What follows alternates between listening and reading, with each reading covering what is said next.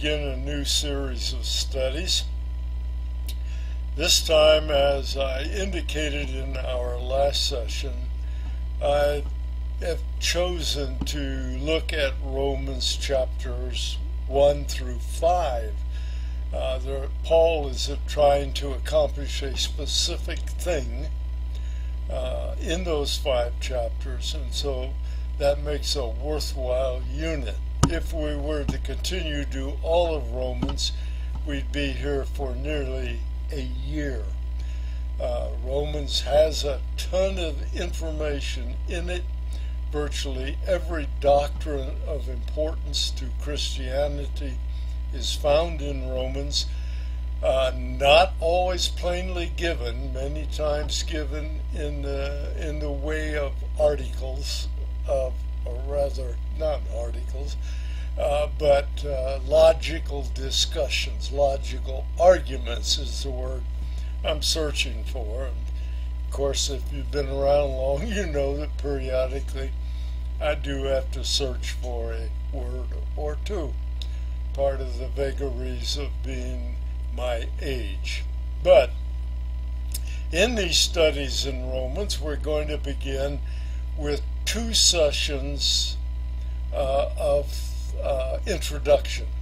At least there are 2 sections where the focus is not principally the verses from Romans, but we'll get to it, and then we will go, as I prefer to go, verse by verse, chapter by chapter.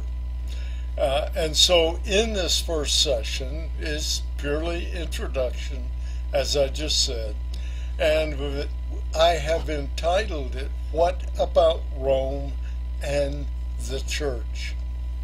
And of course I'm referring to the Christian church at Rome, the church to whom Paul wrote his letter. I'll start off with a question, of course. What do you know about Rome and the Roman Church?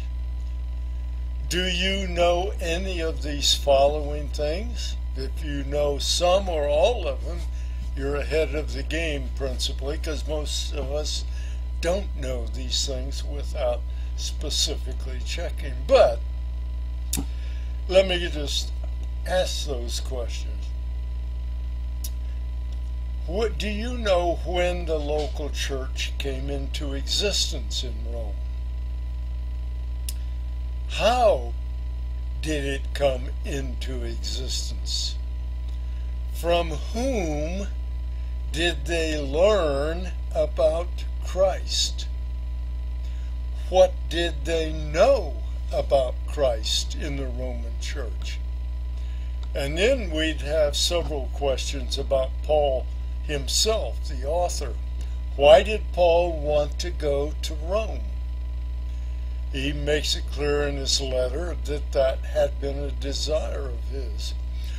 What did Paul want to accomplish in Rome once he got there? Which maybe is the same as why did he want to go there? When did Paul write Romans?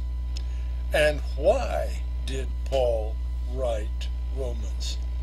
Well, let's begin with 3 areas of interest. Early Rome, early Roman church, and Paul and the Roman church. So, what do we know about Rome itself? Well, Rome itself was established as a city-state somewhere between 2000 BC and 1000 BC. I have to keep it straight because the numbers go backwards. BC, of course. The region developed really as a melting pot. Does that sound familiar?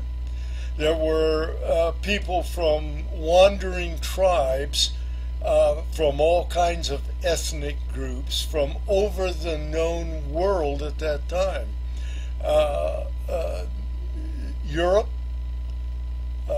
Asia, or at least that part of Asia that includes Turkey and some, and in the Middle East and North Africa.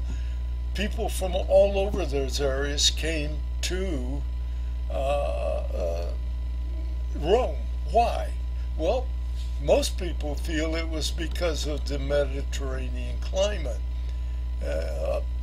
Nice climate, they say. I don't know, I haven't been there.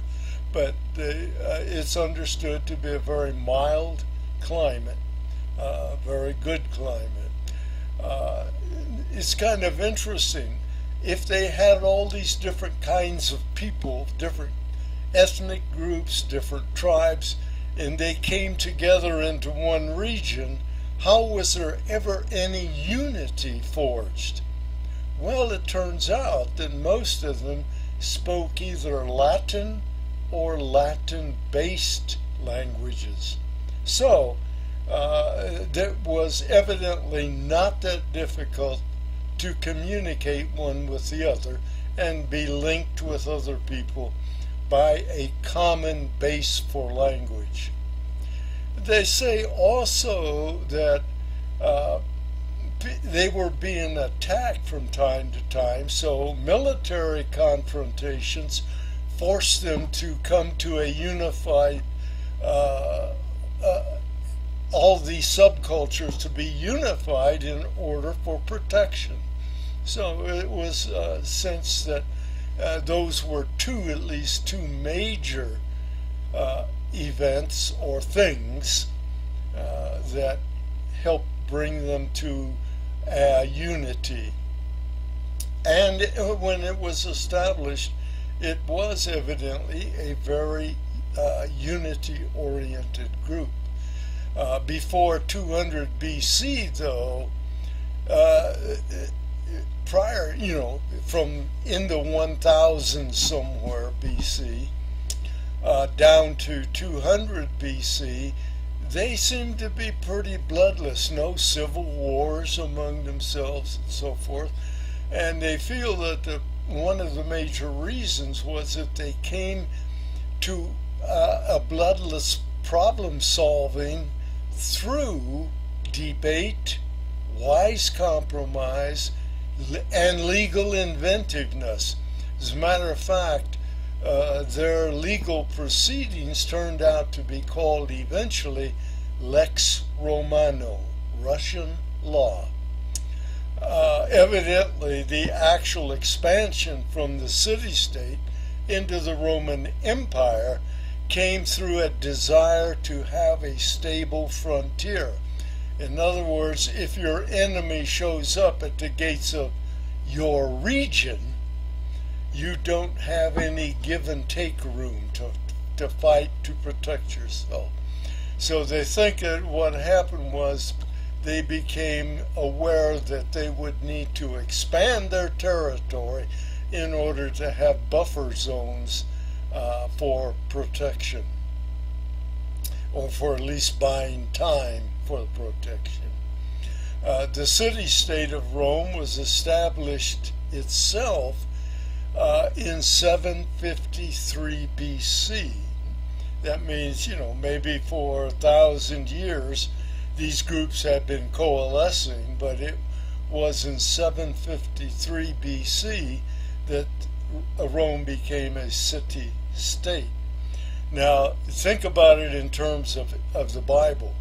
That would have been about 30 years before the northern kingdom, Israel, was defeated by Assyria, and then the exiles and the bringing in of Gentiles and so forth essentially ended the northern kingdom as a functioning state or country.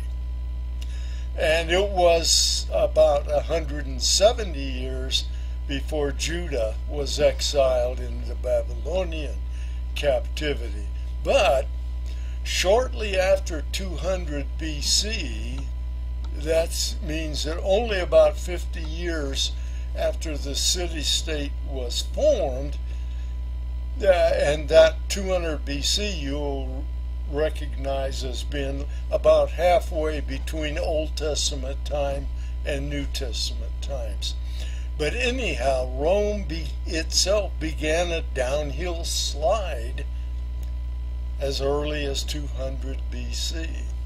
And that downward slide, I want you to listen to this and see how it sounds and see if you recognize these kinds of things. Constitutional crises arose. Urban sprawl with slums and tenement housing was being built at a very rampant pace. The urban population was said to be dole-led, D-O-L-E, on the dole, dole-led city dwellers, which led to increased demands for cradle-to-grave entitlements at the expense of the government. Those things sound familiar? You've probably been hearing them in the news for the last 10 years, at least. The population was split between the few absurdly wealthy and the shockingly poor. Sounds like today's headlines, doesn't it? Rich landowners bought out small independent farmers who had given economic stability to the city-state. That sound familiar? Into the mix came an increase in pagan religious practices. It was called Babylon with carnal organized paganism. The carnality included the well understood, hierarchically ordered. There's a top, there's a bottom, and you're somewhere in between. A hierarchically ordered pattern of, listen to this, sexual relations dictating who dominated whom. That was part of their culture. That's scary when you look at our own news today, because it led eventually to Rome's downfall, economically and then eventually militarily also. If we skip to Paul's day, which would be somewhere around 55 or so BC, or excuse me, AD, 25 years maybe after Christ was crucified, we find some further activity in Rome at that time. They had a population in excess of 1 million. That's a good-sized city. Many of whom were slaves or ex-slaves called freedmen. There were 20 to 30,000 Jews in Rome, 7 synagogues and 3 cemeteries that were owned by Jews. There were 350 miles of catacombs, the caves, in which people were buried. These are underground caves. The series of Caesars, now you recognize some of these. Between 27 BC and AD 14, that's what? That's over 40 years. The Caesar's name was Augustus, remember? He was the one that ordered the taxation rolls to be checked, the census taken, which caused Christ's birth to happen in Bethlehem. So Caesar Augustus was the Caesar of Rome at the time of Christ's birth. And of course, Rome was still the powerhouse of the world at that time. After Augustus, beginning in AD 14 and going through AD 37, was Caesar Tiberius. And so he was, in effect, remember, Christ was born probably around 4 BC. So Christ would have been 17, 18, 19 in AD 14 when Tiberius became Caesar. And he was the Caesar until AD 37. So he was the Caesar of record during Christ's entire ministry on earth. And then in AD 41, I'm skipping a man that's, well, I won't. Is Caesar Claudius, AD 41 to AD 54. And you wonder, well, does he appear anywhere? I don't believe you'll find his name anywhere in Scripture, but he was the Caesar who in Acts, Acts 18 was it? Let me check here a second. I'll have to get back to you on that in a bit. It'll come to me. But he, Claudius, ran the Jews out of the city of Rome. So they scattered all through Greece and Turkey and back to the Middle East for a time. It was a very short period of time because by AD 54, and I'll check the time on that. I can do that now. It comes back to me a bit. It was in AD 49 and 50 that Claudius exiled the Jews from Rome. You see a reference to that in Acts 18, verses 1, 2, and 3. But at his death, which was in AD 54, just 4 or 5 years later, he died. That most of the Jews returned back to Rome. And this is all before Paul wrote the book of Romans. All of it that we've talked so far. It is rather interesting that how Claudius died. Supposedly he was poisoned by his fourth wife. That wife had a son by a previous marriage. That son's name was Nero. And we don't and Nero became the Roman emperor in AD 54 at Claudius' death. And he reigned until AD 68. Now it's my understanding that when Nero took over, he was a pretty good Caesar for about 5 years, and then he went and started to ignore his mentors who were feeding him good information, and he went off track. Why did he go off track? Well, he had no moral scruples. He died by suicide, by the way. He was the first Caesar to routinely look to martyr Christians. The whole story about the fire in Rome, they claim, well, Nero fiddled while Rome burned. Many feel that he actually started the fire in order to do a particular new subdivision he had in mind, or something like that, at least the way we talk about it today. And he is the one who martyred both Paul and Peter, supposedly Paul beheaded and Peter crucified upside down, somewhere between AD 66 and AD 68. Now, Paul, obviously, if he had made it to Rome, he wrote the letter to Rome, the Roman Christians, before he ever went to Rome. As a matter of fact, the general theory is that there had never been any apostle in Rome for any period of time prior to Paul's arrival in prison. Where are we going with it? Well, we know how Paul got there. We're not going to discuss how Peter got there. It has nothing to do with what we're going to be talking about.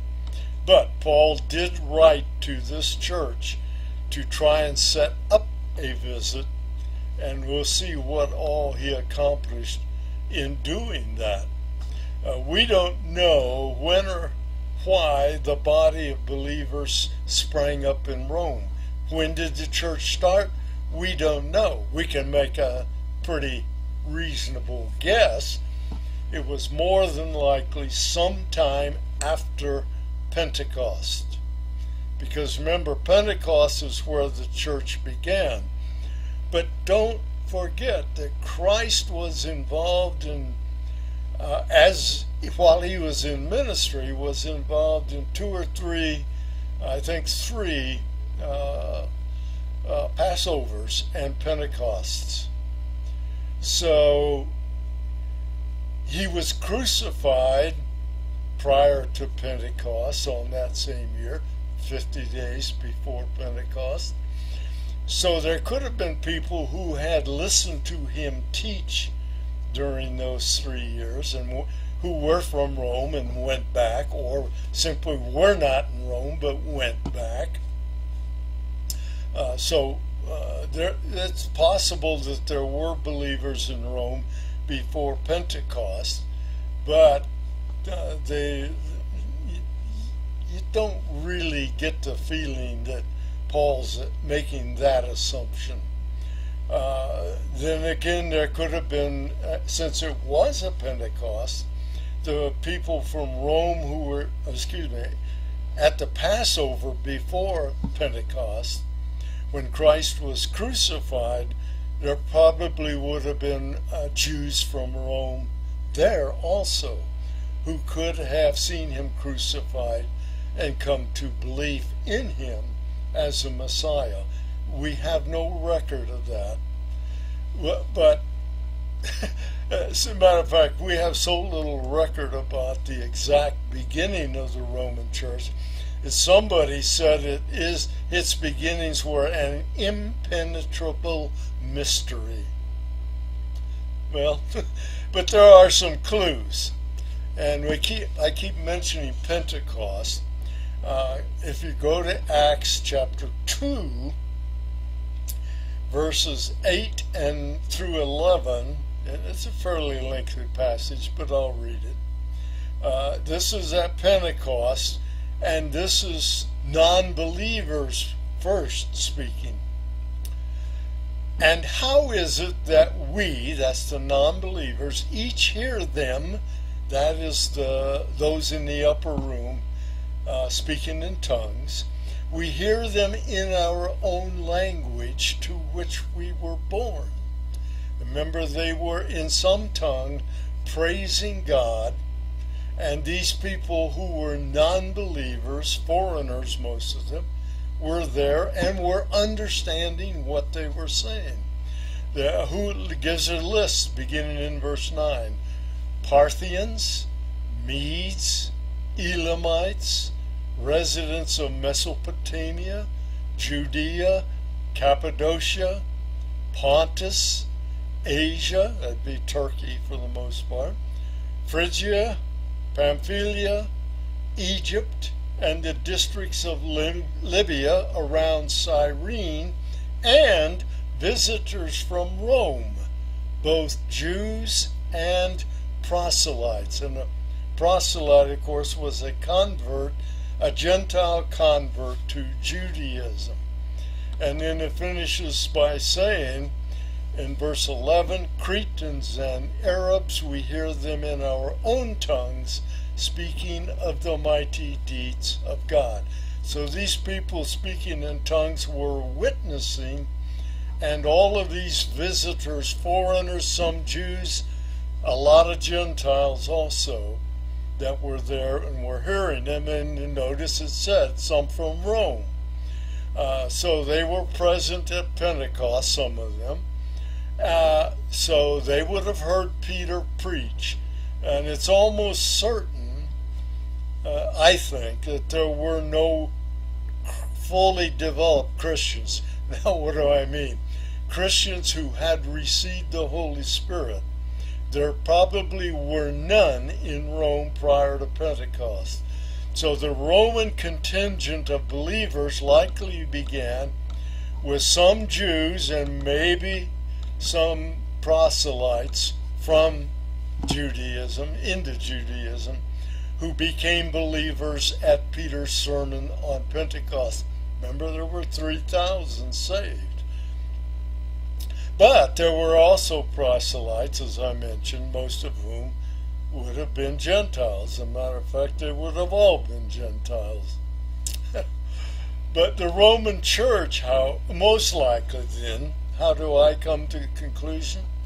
Well, I come to the conclusion by looking particularly at what Peter said and did and what it says about Pentecost. And I feel the Roman Church most likely began as a Jewish congregation, but over time became predominantly Gentiles. So when Paul got in the business of going out and preaching to Gentiles in order to bring them into the kingdom, the nature of the existing churches began to change drastically, radically, and I think probably fairly quickly.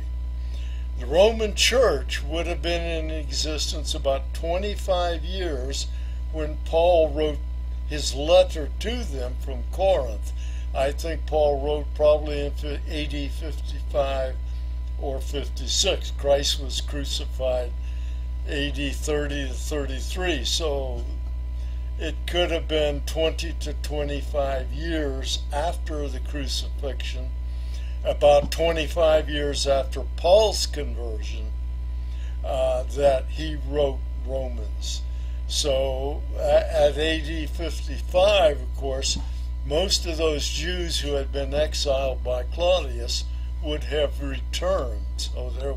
And by the way, if they went out, they could have been influenced by Paul's first two, maybe even the third missionary journey, because when Paul was writing to the Romans, he was on evidently his third missionary journey. So there could have even been more Jews who were saved under Paul's preaching who returned when Claudius died, and they could have become part of the church. But here again, they would have been mostly Jews. But 25 years gives plenty of time for a growing number of new converts to change the flavor of the Roman Church from Jewish to Gentile. So that's my notion. Started out essentially Jewish converts to Christianity, but quickly became flooded with Gentile converts from paganism to Christianity. The latter chapters of Romans tells us that Paul knew something of the church, because he names 26 individuals from the church in his closing, and he talks about 5 different groups of people in the church at that time. So he knew something about what they were doing, who they were, but not a lot, but he knew something. Interestingly, Paul sent the letter by a carrier to Rome, and that carrier very likely carried Paul's authority. You know who that was? It was a woman named Phoebe who carried Paul's letter. Apparently, as I mentioned earlier, there had been evidently no apostolic presence or leadership in Rome prior to Paul's writing.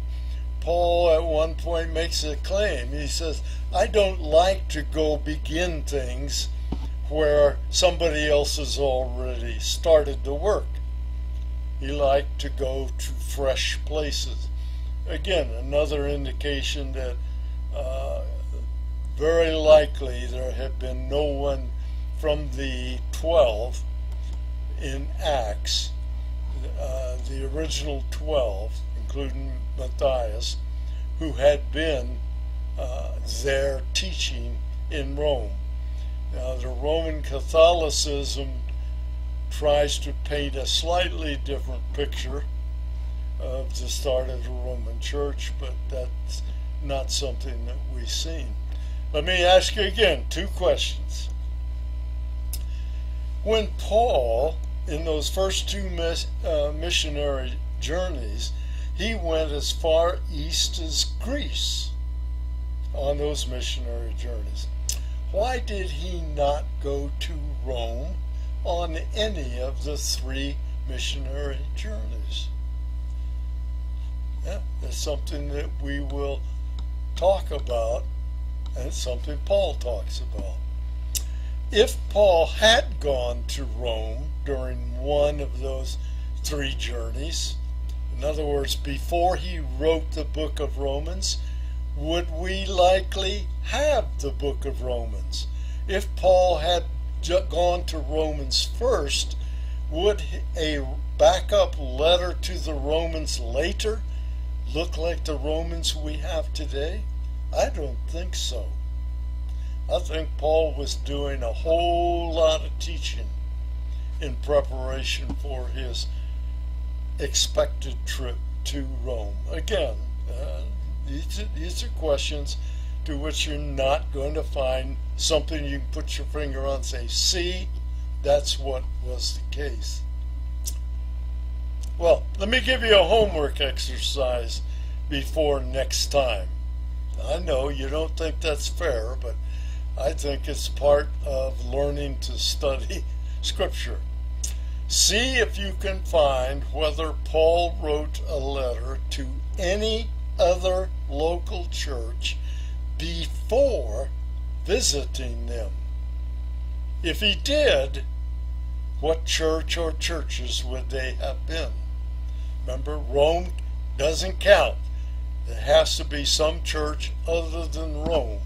Did he write to any such, or did he write only to churches otherwise that he had visited?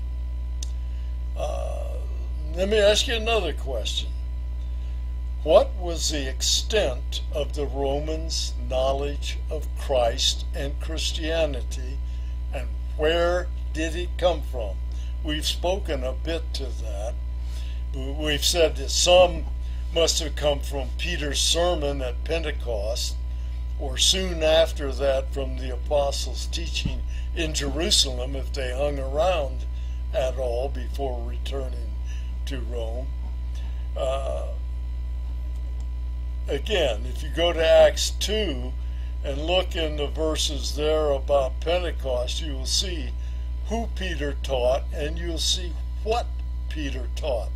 So you can assume that there were some in the Roman church, very high probability, there would have been some who would have heard teaching of Peter, John, Stephen even maybe.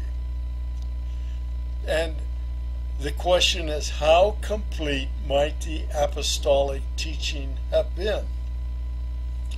If you've looked at all the book of Jude, you have a feeling for that answer. Jude, remember, is one of Jesus' brothers, half-brother if you want to use that term, as is James. And Jude has only 1 chapter. It's 25 verses, I think. And we look at the second half of verse 3, we find Jude making a very definite statement. First of all, what he was writing for, and something about the apostles' teaching. So here is Jude, the last half of verse 3. I felt the necessity to write to you. He had just described what he had hoped to write to them about, but he said, I can't. I feel the necessity to write to you, appealing that you contend earnestly for the faith. That could be translated that you go to war for the belief system and the doctrines of the Christian church. And finishes this way, which was once for all delivered to the saints.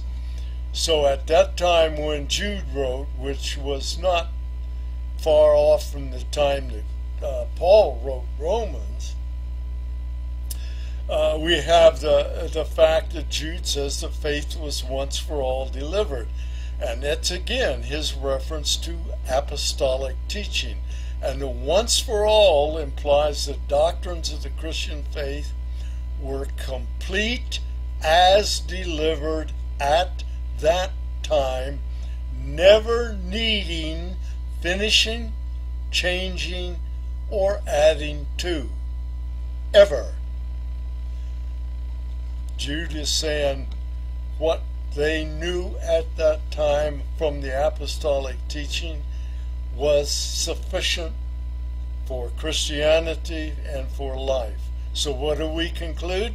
The early Roman church may have had a very sound hold on Christian doctrine. They may not have been lukewarm. They may have been. We'll see about that in a bit. But if you're going to look to go someplace and you've never talked with anyone there face to face, you probably don't feel comfortable believing that what you've heard one or two people say comes from a belief in a purely Christian doctrine. You might feel uncomfortable with that. You ever talk with someone you don't know in a Safeway checkout line, and they may sound really good in terms of being a Christian. Do you know Jesus? Oh yeah, I know Jesus. That's not much of an indication that the person is in fact a saved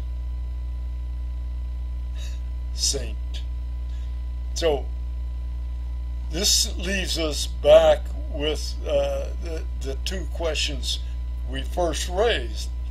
Why did Paul want to visit Rome, and what did he hope to accomplish there? We might infer several things, okay? Paul's visit to Rome in AD 62, remember that's when he was headed for prison, was likely the first apostolic appearance there. Chapter 1, Paul's going to tell us that he knew the church's reputation for good, solid witness. As a matter of fact, let me read verse 8 of chapter 1 for you. Just give you a preview. First, I thank my God through Jesus Christ for you all. That sounds like he maybe was a southern Christian, huh? Well, Israel south of Rome for sure. Because your faith is being proclaimed throughout the whole world.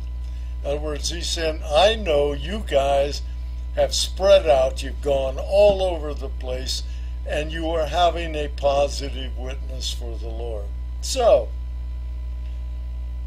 Paul says, I feel pretty good about what I know of you from what I have heard. And Paul he never in Romans makes any negative criticism of the Romans' knowledge, of the Romans' beliefs, or of their behaviors.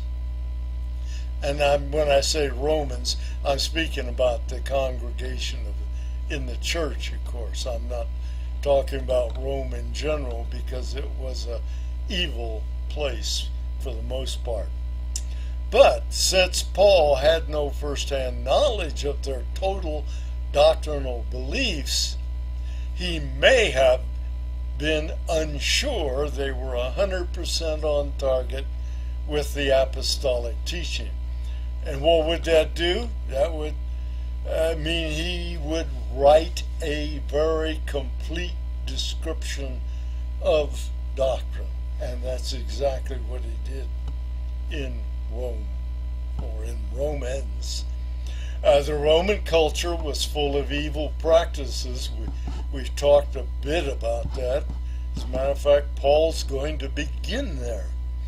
And pagan practices that might have led to syncretism. You know what that is? That's a melding of pagan and cultural beliefs with the values of Christianity. And so it corrupts the Christian doctrine, is what happens. But you can still sound pretty good. In this country, for example, many people sound good with their Christian talk, but when you look at what they've meld into their belief system from the culture itself, you find out that there's some pretty weird beliefs. For example, I had read something recently that 4 or 5 years ago, some survey found that like almost half of professing evangelicals believe you work your way to heaven. So I think it's entirely possible that Paul wrote to lay out a complete doctrinal treatise on the Christian faith. He wanted these people to be complete in their understanding. Well, probably enough for today. Next time I'm going to finish the introduction and prepare us then for starting to dig into some very heavy material. But remember, Paul was not writing to scholars. He was writing to common people, to slaves, to ex-slaves, some of whom would be educated, but most would not be particularly well educated. So Paul was astute enough, sufficiently astute, however you want to say it, in order to write in a manner that can be understood if you're willing to dig a bit. One of the difficulties is you can't look at a single verse in Paul and start drawing conclusions from it, because in most cases he makes full-blown legal arguments that you have to follow the whole argument in order to know what he's trying to accomplish. But understandable? Absolutely. Will we understand it? We're sure going to work at it. Hang with us. We'll take a look at the first 5 chapters of Paul's letter to the Romans.